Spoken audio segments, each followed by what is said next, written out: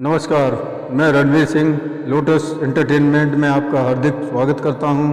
आज मैं आपको गरुड़ पुराण से 10वें अध्याय ग्राह्यस्थ संचय कर्म वर्णन करूंगा। जय श्री कृष्णा। गरुड़ जी पूछते हैं, हे प्रभु, पुण्य आत्मा के शरीर दाह करने का विधान बताइए कि वह किस विधि से अग्नि को समर्पित किया जाए, और उसकी पत्नी सती हो तो उसकी महिमा बताइए। भगवान गरुड़ को बताते हैं कि मैं तुम्हें उधर उदेह की वह सब विधि बताता हूँ जिस विधि को अपनाने से पुत्र को पितृऋण से छुटकारा मिल जाता है। माता पिता की अंत्येष्टि क्रियाक्रम करने से पुत्र अग्निष्ठ होम यज्ञ के समान फल पाता है। माता पिता की अंत्येष्टि करने वाले पुत्र को सब भाइयों के साथ मुंडन कराना चाहिए। नख और बगल के बालों को कटवाना वर्जित है। फिर स्नान करके धुले हुए वस्त्र धारण करने चाहिए। इसके बाद कुआं, नदी आदि के जल से मृतक को स्नान कराना चाहिए और चंदन माला पहनानी चाहिए। मस्तक पर गंगा जी की मृत्तिका लगाएं। फिर नए वस्त्रों से ढककर नाम और गोत्र का उच्चारण कर मृतक को दक्षिणा सहित पिंडदान देना चाहिए। मृत्यु के स्थान पर उसका नाम प्रेत होता है, अतः अमुक नाम प्रेत नाम से पिंडदान दें। इससे भूमि और देवता प्रसन्न होते हैं। द्वार पर पांथ के नाम से पिंड देना चाहिए। इससे भूतों की गणना में दुर्गत नामक जीव वादा नहीं करते हैं। द्वार पर पिंडदान के बाद पुत्र वधू आदि उसकी पूजा करें। इसके बाद बंधुओं के साथ अर्थी को कंधा देना चाहिए। जो पुत्र अपने कंधे पर धरकर अर्थी शमशान ले जाता है, वह पुत्र पग पग पर यश्वमेध यज्ञ का फल पाता है। पिता अपने पुत्र को बचपन में सदा कंधे पर, पीठ पर और गोद में लेकर पालता पोसता है। इस ऋण से पुत्र तभी छूटता है जब वह अपने मृत पिता की अर्थी को कंधा देकर शमशान तक ले जाता है। शमशान के मार्ग में आधी दूरी चलने पर जमीन को साफ कर जल छिड़क कर सबको विश्राम देकर पिंडदान करना चाहिए। इससे पिशाच, राक्षस, यक्ष आदि सभी दिशाओं में स्थित हैं, वे शरीर को अशुद्ध नहीं कर सकते। शमशान पहुँचने पर उत्तर की ओर मुख करके अर्थी को रखना चाहिए। दाह संस्कार हेतु पृथ्वी को साफ कर जल छिड़क कर गोबर से लीपे, उस पर बेदी बनाकर उससे अनामिका अंगूठा द्वारा 3 रेखा खींचे। इन रेखाओं के बीच से मिट्टी उठाकर कोण में फेंक दें और विधि पूर्वक अग्नि स्थापित करें। उस अक्षतों से कृभ्यान दिशांगा की देवांत का पूजन कर लोमभ्य स्वाहा, त्यगभ्य स्वाहा, मज्जभ्य स्वाहा इत्यादि अनुवादों के वेद मंत्रों से विधि पूर्वक होम करना चाहिए। फिर प्रार्थना करें, तुम भूतों के पालक और जगत की योनि हो, इसलिए इस मृत जीव को स्वर्ग भेजिए। इसके बाद चंदन, तुलसी, पलाश एवं पीपल की लकड़ियों से चिता तैयार करें। चिता पर मृत शरीर को रखकर उस प्रेत के नाम से एक पिंड चिता पर और एक पिंड हाथ पर रखें। ये दोनों पिंड प्रेत नाम से दिए जाते हैं, क्योंकि सपिंड श्राद्ध से पूर्व के कृत्यों में उसकी संज्ञा प्रेत रहती है। प्रेत कर्म के जानने वाले कोई साधक जन्म से मृतक के नाम से, अज्ञव्या प्रेत के नाम से पिंड देते हैं। इस प्रकार 5 पिंडों से सब में आहुति पाने की योग्यता होती है। ऐसा न करने से राक्षस विघ्न उत्पन्न करने लगते हैं। इसके बाद फूस में आग लेकर पुत्र अग्नि देवे। पंचकों में दाह संस्कार नहीं करना चाहिए। अर्थ धनिष्ठा नक्षत्र से रेवती नक्षत्र तक 5 नक्षत्रों में दाह संस्कार करना अशुभ है। यदि पंचकों में दाह संस्कार करना हो तो दाह क्रिया से पहले उसके 4 पुतले बनाकर मृतक के पास रखें। उन्हें नक्षत्र मंत्रों से अभिमंत्रित कर नक्षत्र नाम से हवन करें। प्रोतातः जयत मंत्र से हवन कर उस प्रेत का नाम संपुटित कर होम करें। फिर उन्हीं पुतलों के साथ मृतक का दाह संस्कार करें। सपिंडी के दिन पुत्र फिर पंचक शांति करे। तेल, पात्र, स्वर्ण, चांदी तथा घी से भरा कांस्य पात्र दान करना चाहिए। इस प्रकार प्रेत की गति हो जाती है। यदि मृतक की पत्नी सती होना चाहती है तो उसके साथ ही दाह क्रिया करते हैं। पत्नी को घर पर स्नान करना चाहिए। सुंदर वस्त्र एवं आभूषण धारण कर मस्तक पर कुमकुम लगावे, आंखों में काजल डाले। फिर ब्राह्मणों एवं कुटुंबियों को दान देवे। इसके बाद गुरु को नमस्कार कर घर से मंदिर जाकर भगवान को प्रणाम करें और सब आभूषण भगवान को भेंट कर देने चाहिए। वहाँ से नारियल लेकर शमशान जावे। सूर्य नारायण को नमस्कार कर चिता की परिक्रमा करके चिता पर बैठकर पति के सिर को अपनी गोद में रख ले। नारियल को सखियों को देकर चिता प्रज्वलित करने की आज्ञा प्रदान करें। गर्भवती स्त्री को सती नहीं होना चाहिए। सती होने वाली स्त्री अर्धंती के समान स्वर्ग लोक में निवास करती है। स्वर्ग में अप्सराओं से पूजित होकर 14 इंद्रों के राज्यकाल तक पति के साथ रमण करती है। वह अपने माता पिता अथज्ञा पति कुल दोनों को पवित्र करती है। मनुष्यों के शरीर में 3.5 करोड़ रोम होते हैं। इतने समय में वह पति के साथ विहार करती है। जब मृतक का आधा शरीर जल जाए तब गृहस्थी का वास से और सती हो नारियल द्वारा कपाल क्रिया करे। पितृलोक प्राप्ति के लिए मृतक का ब्रह्मांड वेदक कर मंत्र से तिल मिश्रित घी से आहुति देवें।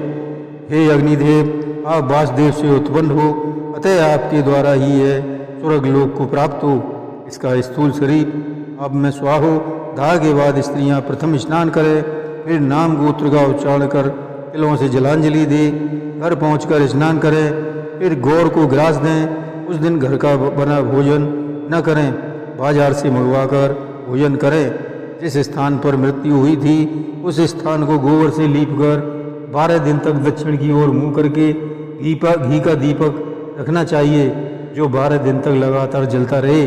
सूर्यास्त होने पर 3 दिन तक चौराहे पर मिट्टी के पात्र में दूध और जल रखना चाहिए और यह मंत्र बोले, शमशान की अग्नि से जले हो और भाई बंधुओं से बिछड़ गए हो, इसलिए यह दूध और जल ग्रहण करो। जल में स्नान करो और दूध पीकर भूख मिटाओ। तीसरे दिन दाह क्रिया करने वाले को मृतक की अस्थियां संचय करना चाहिए। अस्थियां संचय करने के लिए सूती या ऊनी वस्त्र पहन हाथ में पवित्री धारण करें। शमशान वासियों को उड़द की बलि दें। यथा यत्वा मंत्र से वामावर्त होकर 3 परिक्रमा करें, फिर चिता की अग्नि को दूध और जल से शीतल करें तथा अस्थि संचय करें। अस्थियों को ढाक के पत्तों पर रखते जाएं। इसके बाद अस्थियों को दूध और जल से धोकर मिट्टी के पात्र में रखकर विधि पूर्वक श्राद्ध करें। त्रिकोणा मंडल बनाकर गोबर से लीपें और दक्षिणाभिमुख होकर 3 दिशाओं में 3 पिंड दें। इसके बाद चिता की राख एकत्रित कर उस पर लकड़ी की तिपाई रखें। तिपाई पर खुले मुंह का जल से भरा घड़ा रखें। फिर पके हुए चावल, दही और मिष्ठान मिलाकर विधि पूर्वक प्रेत को जल के साथ बलि दें। उत्तर दिशा में 10 कदम चलकर एक गड्ढे में अस्थियों को रखें। प्रेत दाह की निवृत्ति के निमित्त एक पिंड दें। फिर गड्ढे से अस्थि पात्र को निकालकर सरोवर, नदी या तालाब पर ले जाकर दूध एवं जल से बार बार धोएं और चंदन या कुमकुम से उन्हें चर्चित करें। इसके बाद अस्थियों को थैली में भरकर हृदय और मस्तक से लगाकर परिक्रमा करके गंगा जल में प्रवाहित करें। जिन प्राणियों की अस्थियां 10 दिनों के अंदर गंगा जी में डूब जाती हैं, उस जीव को ब्रह्मलोक में स्थान मिलता है। जितने वर्ष तक अस्थियां गंगा जल में रहती हैं, उतने 1000 वर्ष तक वह प्राणी स्वर्ग में निवास करता है। गंगा जी की लहरों को स्पर्श करने वाला पवन जब मृतक के स्पर्श करता है तो उसके पाप तुरंत नष्ट हो जाते हैं। सबसे पहले राजा भगीरथ तपस्या द्वारा अपने पूर्वजों को उद्धार के लिए गंगा को ब्रह्मलोक से मृत्युलोक में लाए थे। गंगा जी का यश तीनों लोकों में फैला हुआ है। गंगा जी ने राजा सगर के 60,000 पुत्रों का उद्धार किया था, जो मनुष्य पूर्व अवस्था में पाप करके मर जाते हैं। उनकी अस्थियां गंगा जी में पड़ जाने से वे स्वर्ग लोक में चले जाते हैं। गंगा जी का महात्म्य बताते हुए भगवान विष्णु कहते हैं कि हे गरुण, अनेक प्राणियों को मारने वाले इसी शिकारी को इसी सिंह ने मार डाला। पापों के कारण उसकी जीवात्मा नरक की ओर आ रही थी। तभी उसकी हड्डियां गंगा जी में जा गिरी तो उसके समस्त पाप तत्काल नष्ट हो गए और वह जीवात्मा विमान में बैठकर स्वर्ग लोक चली गई। इसलिए अस्थियों को गंगा जी में ही प्रवाहित करना चाहिए। यदि कोई विदेश में है, वन में अथवा चोरों के भय से मर गया हो और उसका मृत शरीर न मिला हो, तो भी जिस दिन मरने की खबर सुने उसी दिन डाव का पुतला बनाकर उसका दाह करें और उस भस्म को गंगा जी में प्रवाहित कर दें एवं 10 गात्र करना आरंभ कर दें। वही तिथि संवत्सर आदि के श्राद्ध में करें। यदि किसी गर्भिणी स्त्री के 9 मास पूरे होने पर मृत्यु हो जाए तो उसका पेट चीरकर बालक को निकाल लेना चाहिए। बालक को भूमि में गाड़ दें और स्त्री का दाह कर्म कर देना चाहिए। 27 महीने तक के मृत बालक को जमीन में गाड़ना चाहिए। इससे अधिक आयु के बालक को जल में प्रवाहित करना चाहिए, गंगा जी में प्रवाहित कर दें। इसके लिए जल का घट दें और बालकों को भोजन करावें। गर्भ में नष्ट हुए की क्रिया नहीं की जाती। कुमार अवस्था 5 वर्ष में बालक के मरने पर कुमार अवस्था के बालकों को भोजन करावें। पौगंड अवस्था 10 वर्ष तक में मरने पर बालकों समेत ब्राह्मण को भोजन करावें। 5 वर्ष के बाद चाहे यज्ञोपवित हुआ हो या ना हुआ हो, मरने पर गुड़ या खीर के क्रम से 10 पिंड देने चाहिए। एकादश के कर्म करें परंतु प्रसवोत्सर्ग न करें। इस प्रकार पौगंडावस्था में मृत्यु होने पर प्रसवोत्सर्ग एवं शय्यादान रहित क्रिया करें। उसका एकादश तथा द्वादश अवश्य करें। यदि पिता के सामने पौगंडावस्था में बालक की मृत्यु हो जाती है तो उसके लिए सफंडी याद नहीं करनी चाहिए। केवल द्वादश में एकोदिष्ट विधि से श्राद्ध करना चाहिए। स्त्री एवं शूद्रों के लिए केवल विवाह संस्कार ही है। अतः विवाह से पहले इनकी मृत्यु हो जाती है तो अन्य वर्णों के समान इनकी क्रिया की जाती है एवं छोटे की छोटे के समान और बड़े की बड़े के समान क्रिया करें। किशोरावस्था और तरुण अवस्था में मृत्यु हो जाने पर उसके निमित्त वृषोत्सर्ग, पदशय्या, स्वर्ग एवं गोदान कराएं। सब प्रकार से यति सन्यासियों का दाह, जल क्रिया और 10 गात्र आदि कोई भी कर्म पुत्र न करे। सन्यासी के दंड मात्र ग्रहण करने से ही मनुष्य नर से नारायण हो जाता है। त्रिदंड ग्रहण करने के कारण उनकी प्रेत संज्ञा नहीं होती।